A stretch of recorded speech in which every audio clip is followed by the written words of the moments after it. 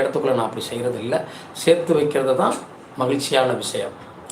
அதில் சின்ன சின்ன விஷயங்கள் அவர்களுக்கு பாதிப்பை தரும் என்றால் கூட அதற்கு எதை செய்தால் அதை அவர்கள் சரியாக்கி கொள்ளலாம்ன்ற வழிபாடுகளை சொல்லி அனுப்புகிறோம். சரி சார், இந்த புதன் நட்சத்திரத்துக்கு மட்டும்தான் காதலா, மற்ற நட்சத்திரங்களுக்கெல்லாம் காதல் வராதா? கேட்கலாம்ல. கேட்க முடியல. கேட்க முடியுமா முடியாதா? புதனுடைய நட்சத்திரத்துக்கு மட்டும் காதலை சொன்னீங்க, மற்ற நட்சத்திரங்களுக்கு காதல் இல்லையா? இருக்கா? இருக்கிற 27 நட்சத்திரங்களுக்கும் காதல் உண்டு. இருக்கிற 27 நட்சத்திரங்களுக்கும் காதல் உண்டு. காதல் இல்லை சொல்ல முடியாது. காதல் இல்லாத மனிதர்கள் இல்லை. இந்த காதல் நல்ல காதலாக இருந்தால் மகிழ்ச்சி, கள்ளக்காதலாக இருந்தால் மிகப்பெரிய வருத்தம். கணவன் மனைவி அல்லாத ஒருவரோட காதல், மனைவி கணவன் அல்லாதவரோட ஒரு காதல், அது இல்லீகலான விஷயம், சட்டத்துக்கு புறம்பான விஷயம், கணவன் மனைவியினுடைய வாழ்க்கையை கெடுக்கக்கூடிய விஷயமாக மாறுகிறது. அப்படிப்பட்ட விஷயம்தான் வரக்கூடாதுன்னு நம்ம சொல்கிறோம்.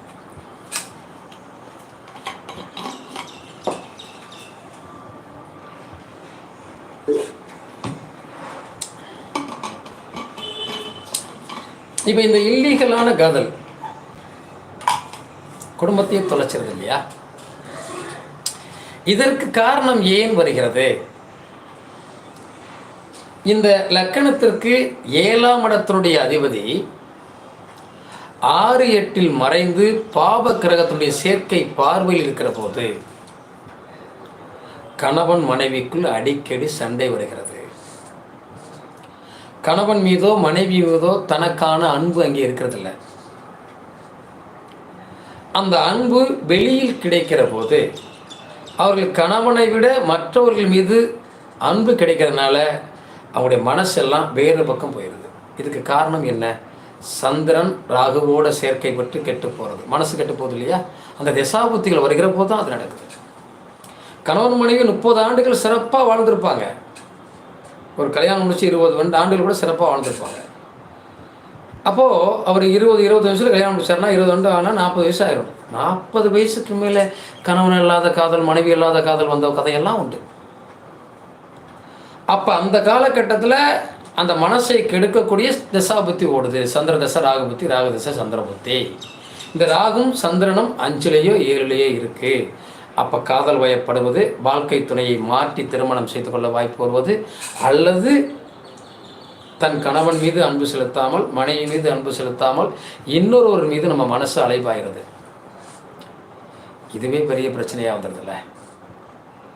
இப்போ இதில் கேதுவோட நட்சத்திரங்கள் அஸ்வினி மகம் மூலம் 3க்கும் காதல் உண்டு. காதலை குறிக்கக்கூடிய கிரகம் தான் கேது. ஆனால் அந்த காதல் பெரும்பாலும் பெரிய வெற்றியை பெறுவதில்லை.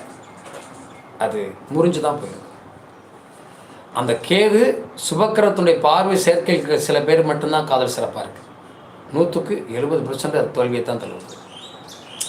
இப்போ பரணிக்கு காதல் இல்லையா? தாராளமாக காதல் இருக்குது. சுக்கிரனுடைய நட்சத்திரம் இருக்குல்ல, அப்போ சுக்கிரனுடைய நட்சத்திரத்துக்கு காதல் இல்லாமல் எப்படி இருக்கும்? நிச்சயமாக காதல் இருக்கிறது. அந்த காதல் சுகத்திற்காகவும் பணத்துக்குமான காதலாக மாறுகிறது.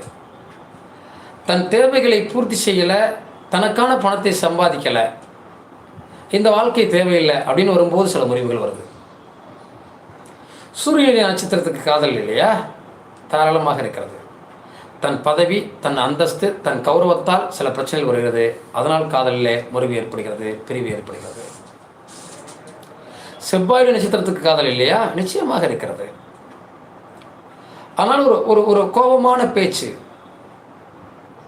தைரியமான பேச்சு, அசட்டுத்தனமான சந்தோஷம், யாரையும் எதிர்த்து பேசக்கூடிய குணம், இதனால் கணவன் மனைவிக்குள்ள பிரிவுகள், காதல் பிரிவுகள் ஏற்படுகிறது. அப்போ ராகுவோட நட்சத்திரத்துக்கு காதல் இல்லையா? ஏன் இல்லை?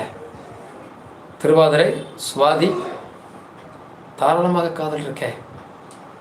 சதயம் ஒரு பிரம்மாண்டமான ஒரு அமைப்பை காட்டுகிறது, ஒரு மாயமான வலையை விரிக்கிறது. மாய வலையிலே விழுந்து ஏமாந்து விட்டேன் என்ற ஒரு நிலைப்பாடு சில பேருக்கு வந்துருது. அந்த ராகு நல்ல நிலையில் இருந்தால் கண்டிப்பாக அந்த காதல் சிறப்பாக இருக்கிறார். ஆனால் பிரம்மாண்டத்தை கொடுத்து ஏமாற்று வேலையை செய்து அதன் மூலமாக ஏமாந்து விட்டோமோ